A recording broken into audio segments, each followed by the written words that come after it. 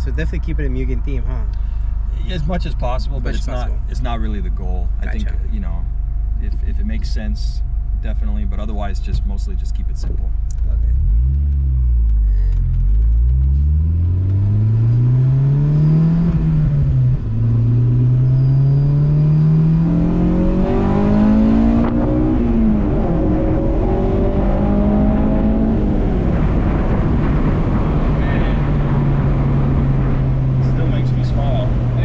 Making all of us smile, dude.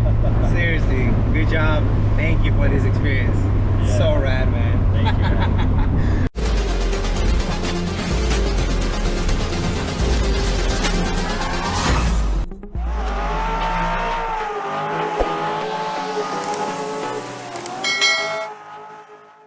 All right, everyone, welcome back to Automotive Anatomy. Today we have Sean. Sean, thank you so much for making the time for us, man.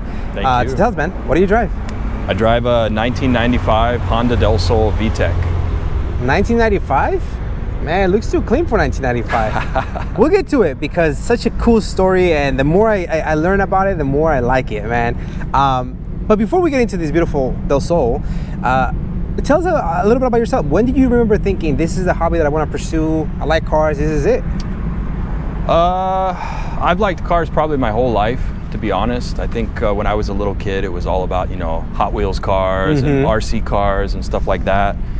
And then as I got older, you know, just the neighborhood I grew up in San Diego was pretty heavy into the like import culture and car tuning. So I always had like friends with older brothers that had Hondas and stuff like that all fixed up. And so I just kind of got into it. Just started reading the magazines and really decided that I wanted to build a car once I had a driver's license. So it's always been Hondas for you? Not always, no. I was into Subarus a little bit in the beginning, but kind of in the backdrop, the Hondas were really what I wanted. It just wasn't exactly my first car. Oh, okay, gotcha. And so what becomes your first car, actually? My first car, well, my dad actually let me drive his Subaru for a little bit. Oh, that's where you went wrong. He had a, he had a Subaru WRX, so I actually got to work on it a little bit in the early days. And then It's a great car for a young guy. Yeah, it was. It was too much car for me. 2.5, right? Turbo, something like that? 2-liter turbo. Oh, see, that's 2002. too much. Yeah. Too much, So I drove that for a little bit. You know, helped him take care of it. Took care of some of the like the maintenance cost and stuff. And then just like, man, I really want to build a Honda. But my parents thought, man, you're gonna kill yourself. It's too small. So I had to get the resources to do it. And then I think I bought my first Honda around 2004, early 2004. Which was what? 89 CRX. Oh, nice. Yeah. So you go get the most unsafe, smallest, unpractical car. Yep, the smallest Whatever one. your parents are afraid of, let's get that one. Yep. Oh my God, gotcha. Yep. Old one too, it was beat. Yeah, CRX, man. Yep. Okay. So you built that one for a couple years? Yeah, I bought that one. It was such a piece. I bought it and it had 8 owners. It was from Hawaii originally. Damn, so 8 owners by... Yeah, it was a rust bucket. So nice. I bought it, and actually on the freeway when I was driving it back to my parents' house, it died. So it didn't even make it home. Oh, nice. Yeah, we got it in the garage, took it apart, and kind of just was sort of trying to make a flip out of it. You know, I just wanted to put it together, flip it, get another one. And as I got deeper and deeper into it, I realized, man, this car needs a lot of work. And I ended up meeting my good friend Noel, the previous owner of the car, at that time. And his best friend was my parents' neighbor. So they were in a little like Honda club, CRX owners club at the time. And so they came over to the house and they're like, man, if you're gonna do this CRX, you gotta do it right. Don't cut corners. Shoot. Yeah. And you're like, well, just trying to like spray paint it and flip it. Exactly. Oh, so lucky. Geographically, you met some cool people that had very high standards for the builds. Definitely. Gotcha. Yeah, they told me like, man, let's tear this whole car apart down to the bottom. And what are you talking about? Yeah. I was like, no, that's too much work. Nah, man, I got algebra 2 tomorrow in the morning, man. Like, I can't do this, man. Yep. Gotcha. Okay. And how long did you keep that CRX for? That one, not very long, about 6 months. Oh, okay. So I got into that build, was literally, you know, in the phase where we were putting the interior together. Noel had an extra CRX with some spare parts that I had bought from him. And I just kind of realized, like, man, this car, I'd rather have a cleaner one. So I bought another one. So financially responsible, so I bought another one. A second one. My parents hated me. I had a second CRX that was all original, like one owner, perfect car, just never been modified. and I screwed it up and started modifying Love it. it. Yeah, just Love totally ruined it. You know? Totally ruined it. Totally ruined it. Okay. And how long did you keep that one for? I had that car 2004 till I bought this car. So about 2009, 2010. Okay, so that one you kept for a long time. For a little bit, yeah. Gotcha. How did we stumble upon this one?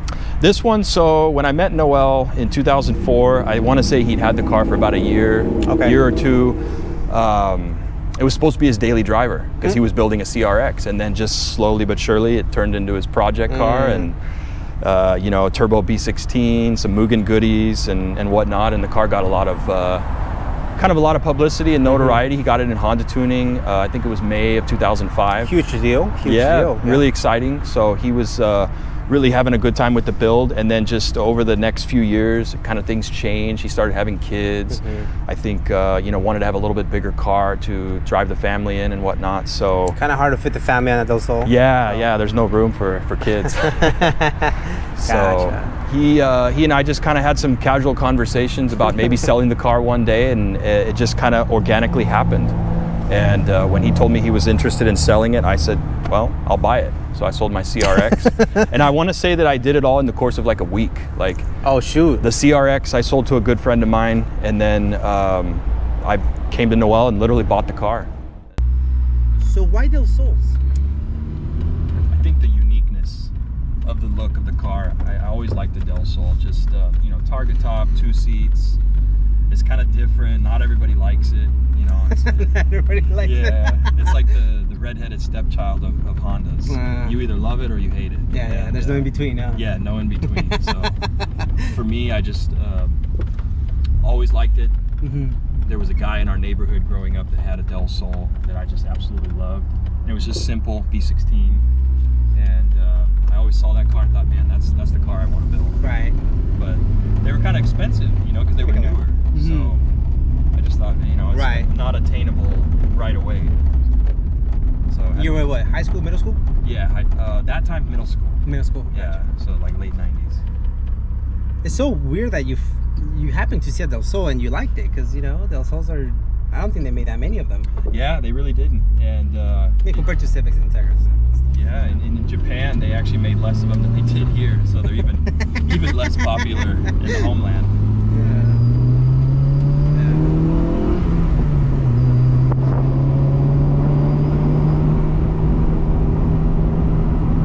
It moves for sure. Yeah, it's pretty peppy. It's a perfect day for a convertible. Yeah, good weather.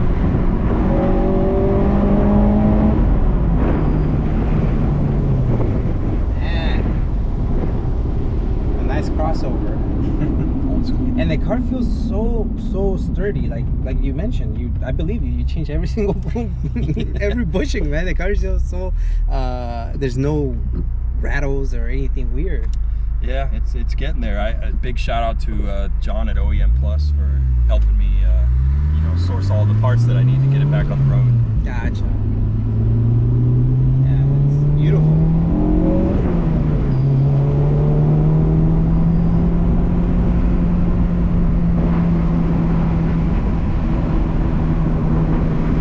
What these cars are so fun about, the turns.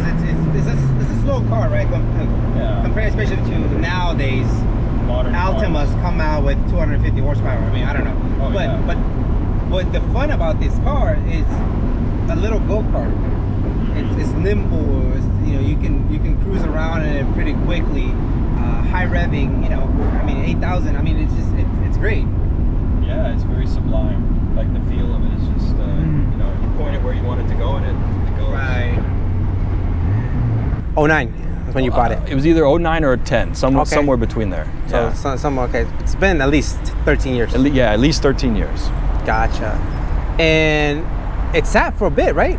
It did. It sat. How many years did it sat for? So I bought the car, and at the time I was in the car business, so I was working crazy hours, you know, just didn't have a lot of free time, and you know, financially just was kind of not in a good spot because paychecks were kind of up and down all the time. So my plan was to, you know, just kind of keep the car as was and drive it and enjoy it, but you know, I needed a little bit of maintenance, and so I didn't have the cash to do that. So I ended up parking it in my parents' garage, and it actually sat there from... Here comes your parents again. Yeah. And the story, they're like, what? They're like, another one? Gotcha. Yeah, I parked it around 2011 and it sat until 2020.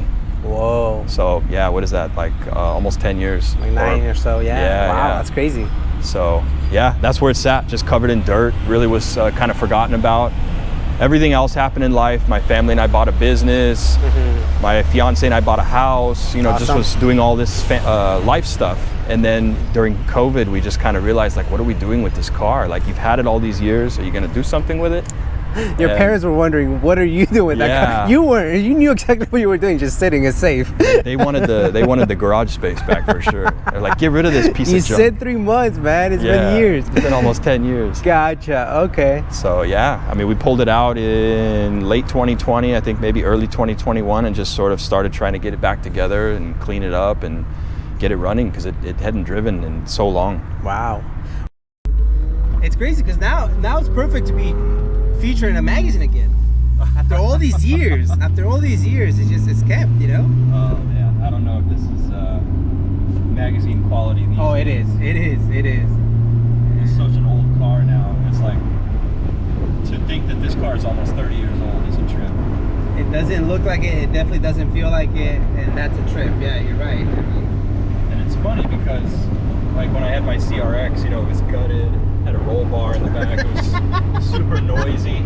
And then I got this car, and I thought, man, this is like a luxury car. I mean, it's nice and quiet on the inside. It's, electric windows. Yeah, electric windows, power door locks. You don't have to reach over and, you know, lock the door for your friend or unlock it when you know, go to the movies. I'm a millionaire. Yeah. This is high line. I am shocked that this is the OG paint. Yep. I can't fact check them, but oh my goodness. I mean, how is this OEM from, what is it, a 1996? 95. 95, how? I just don't see it. Yeah, it's crazy. I give all the credit to Noel because when he bought it, you know, it was a much newer car and he took really good care of it. So he kind of laid the foundation for protecting it. And there's a few, you know, areas on the car that have had some paint work over the years. The bumper has been repainted because it's a different bumper. So tell us about the front end. What have you guys changed? Pretty simple, mostly. Just the headlights are the Japanese Del Sol one-piece headlights. The bumper is from a 96, 97 Del Sol, so they call it the dolphin nose. Gotcha. And we just have a EG front lip and the OEM fog lights from Japan. Whoa. You have all the goodies, man. That AG front lip probably worth more than the car nowadays. You know, everybody's just taxing on everything. It's got lots of little, you know, chips and which we enjoy. And bugs too. Yes. It's got some bugs on there too. Now you're driving, you said, right? You're like really actively trying to drive it and enjoy the car as you should. Yeah, a couple times a week is the goal. Tell me about the wheels, wheel inspects, and tires. Sure. So these are Mugen M7s, 15-inch 4x100, 45 offset. And the tires are Falcon Azenis RT 615Ks, 205 50/15. Perfect. Nice and meaty. Perfect. Suspension that you're on? These are Tane Street Bases Z coilovers. Gotcha. Very nice. Just so subtle. Car is perfect, man. Thank you, man. Seriously.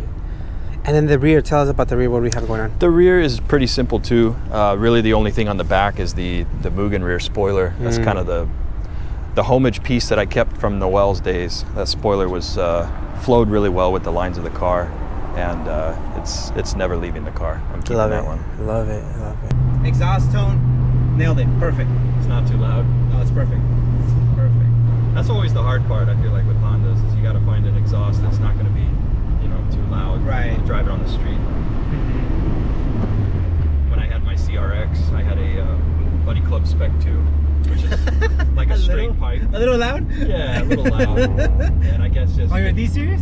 Yeah, on the D-Series. Yeah. So as you get older, you realize, man, I can't drive that anymore. What was I thinking? Yeah. Exhaust, what do you have going on? So that is a Greddy Trust SP2 catback exhaust that is EG2 specific for the Del Sol. Shoot, man. Not too loud, nice and subtle, just a little sporty rumble. Right. I love the fact that it's specifically for Del Sol, you know? Yeah, I really, the exhaust was kind of a dilemma because for a long time I thought I was going to have something custom made because there's just not a lot of options. Right. So when this came available, I thought, man, that's it right there. It looks big enough for the turbo, so that's good. Yeah. Just in case I want to go back to turbo. Gotcha.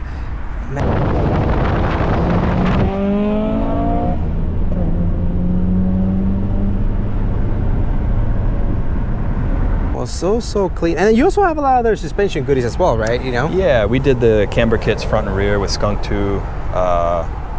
What else? We just did their Downstar lower control arms on the back. That's recently. Gotcha. ASR subframe brace and rear sway bar. And there's probably other things I'm not thinking of, but the goal is to try to just rebuild the suspension completely with new components, new rubber. Because that's what you've been focusing on the last couple of years, is just replenishing everything that needs to be replaced. Yeah, and actually, now that you reminded me, the bushings, we did all hard race bushings. Okay. So that's pretty recent. Drives totally different because it was so old and worn out. It drives before. normal now, you mean? Yeah, it drives normal. I get you, man. It's not sloppy. It's not like trying to kill you at the same time. No, nice and fresh. Love it. Well, let's talk about the interior if you don't mind opening up your door. Yeah, sure. Let's check it out. Let's see what we got going on. I mean, just like that, we're back into the 90s. Throwback, man. Tell us about the interior, man. Perfect interior. Wow. Thank you. It's pretty simple. There's not really been much change. The seats are actually from a 92 Del Sol SIR in Japan. Oh. So they're almost the same as the US ones. They just have a little bit different pattern. And they're kind of old, so they're 30 years old, so the colors are not quite as bright as they used to be. But yeah, pretty simple. Momo steering wheel. At one point, Noel had the door panels rewrapped in suede. So nice. Kept it that way. I like it. Yes. And yeah, just the shifter, the hybrid racing shifter was recent. Beautiful. With the Mugen shift knob. And yeah, man, just keeping it simple. Simple, not so simple, man. The parts that you have in this car they're very hard to find. So that's awesome. And that dash is perfect. So the dash, actually, now that you mention it, the dash is actually from an earlier Del Sol too. We changed it. It's a 93, so it has no passenger airbag. Oh. Otherwise, it would have had the airbag there for 95. Wow. And I think Noel did that just for kind of a cleaner look. Yeah. Man, so clean. Are there any future plans for the interior? I think the biggest thing is I'd like to get a bucket seat and lower the seating position just a little bit. Haven't quite decided on the seat yet, but there's a couple options I'm kind of toying with right now. Gotcha. Yeah. And maybe change the steering wheel. I might want to get a Mugen steering wheel to match. Of course you would. Just to keep it consistent. Yeah, I get you. Can't blame you for that. Very clean. But yeah, nothing crazy. Just keep it very simple. Nothing crazy. Okay. If you don't mind showing the power plant, let's see. Yeah.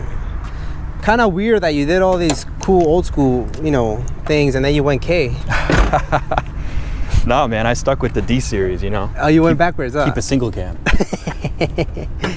The K can be single cam, right? They look like single cams. They do. Lots of room. All right. Well. Let me just take 2 seconds to intake this, because this is so freaking rad, dude. Thanks, man. This is gorgeous. Wow. What are we starting at, Sean? This is a 98 spec B18C Type R motor. Just when I thought, like, hey, the parts that he has out there, they're rare and they're hard to find, and then you pull this. This is, yeah. Sorry. Okay, so Type R motor. You didn't get the car with this motor, did you? I did. So okay. When Noel decided he was kind of done with the turbo setup in the B16, he pulled that out, and this car actually came from a mutual friend of ours who had a right-hand drive Type R, and he decided to pull this motor out. So Noel bought it, and he was running kind of like a spoon setup at the time. He had ITBs, and it was really nice. Yeah. And he decided to keep the motor and transmission in the car when I bought it. So. Wow. I mean, I'm sure back then you're like, man, I'm overpaying for this car. Yeah. Now you're like, man, that was a deal back then. Okay, so is it stock, fully stock? Yeah, pretty much stock Type R motor. Just a couple bolt-ons to help it breathe a little bit.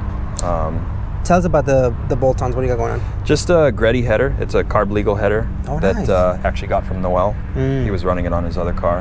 And then just the Skunk 2 intake manifold and the Comtech airbox from Heel Toe. Super cool piece, by the way. I love that. And that's kind of where it's at right now. It's besides the exhaust, it's pretty much stock. Okay. Yeah. Nice and reliable. Yeah, no AC needed in this car. Good. You just take out the top and that's your AC. It does get a little hot some days without the AC, but you know, to get AC back in this car is a fortune. So yeah, you're good. You can just lower the windows or not drive it in a hot day. Man, you mentioned the engine bay needs some work. I don't think so, man. I think it's great. Leave as is, man. It just keeps that purity. Like it just it's perfect, man. It's very period correct. All the work that you see is pretty much like, you know, 2004, 2005. The tuck, the engine harness, everything's pretty old. Yeah. So. Well, is there any plans for it? Yeah, I mean, as far as cleaning up the bay, I think the wiring is something I'd like to kind of modernize. You know, get a new harness made. I'd like to delete the ABS, which is kind of, you know, tucked under the airbox. You can't even see it as it is, but okay. Yeah, just get rid of that and that's pretty much it. You know, probably maybe reshoot the bay at some point, not immediately, but and then, you know, get a little more power. Probably do some head work to it. Maybe put some cams in there. Okay. Nothing crazy. Keeping it NA though. Yeah, keeping it NA. Okay. Dude, this is a gold mine right here. Absolutely, man. It's so cool that these cars exist. You know, they're still out there. There's owners like you who watch the channel who have in their garage, parents' garage for the last 12 years. You know, they're nodding their heads. They're like, yeah, I should do something with that CRX myself. Yeah, I gotcha. Yeah. Man. Yeah, it wasn't ready for Goodwill yet. No, never. Or Father Joe's or whoever, you know. Never. Wherever the donations go, it wasn't ready. Father Joe ain't getting nothing this year, man. Yeah, no, this is absolutely amazing, man. Thank you, man. Sean, thank you so much, man. Thank you so much for just... I'm gonna be honest with you, I didn't know how special this car was. And after learning about the history, just the car in itself, the historic value on it, dude, we're extremely humble that you allow us to learn about you, the car, and just the history of it. So seriously, thank you so much, man. It's an honor. There's nothing else I can say. This car is absolutely perfect. Don't track it like you're thinking about it. Don't. But you know, keep it on the road, man. Definitely love it. So, any shout outs, man? Yeah, absolutely. And thank you for the opportunity to share the car. I definitely don't look at it as anything, you know, outrageous or crazy. It's just an old Honda that I really like to drive, and that's kind of the long-term plan, is just keep enjoying it. Shout outs, man, there's so many people that I owe gratitude to over the years, you know, especially my friend Noel, just the opportunity to buy the car. If you know, I say this, the only person I'd probably ever sell the car to would be back to Noel. Oh yeah. Because there's significance. I think when he bought it, I want to say his wife actually bought it for him as a gift, if I remember the story correctly. So he might be the only person I'd sell it to, but he knows that it's got a long-term home with us. So yeah, definitely thank you, Noel, and his best friend Eddie, who I'm still close to today. And then yeah, several other friends too. I've got my good friend Ty and Davey and Dwayne and John at OEM Plus, just, you know, everybody's support over the years to keep me motivated, because there was times when I really was over it and had no interest in doing anything to the car, and just through, you know, texting everybody and checking in and following, you know, friends on Instagram, I was just like, man, I've got to do something with this car, you know, got to keep it on the road, got to enjoy it, because it's too fun of a car to send to the junkyard, you know. Yeah. And I'm sure you're missing a lot of other shout outs, because there's just so many people, you know? Yeah, so many years, that's the thing. Yeah, there's actually one that I really have to thank, and that's my fiance, Mandy, for for tolerating the car and you know, allowing me to keep it over the years, because you know, in the past I had girlfriends that just did not see any value in the hobby at all, and they were like, why are you into this? It's a waste of money. It's a girl's car. Yeah, it's a girl's car. Whose girl's car was it? Yeah, I gotcha. So yeah, Mandy, I love her. Thank you for, you know, letting me keep the car, and she enjoys it too. Like, we go out on drives and stuff, we go get coffee. It's fun. It's fun to have to marry somebody that's into cars too. Supporting, yeah. Makes it fun.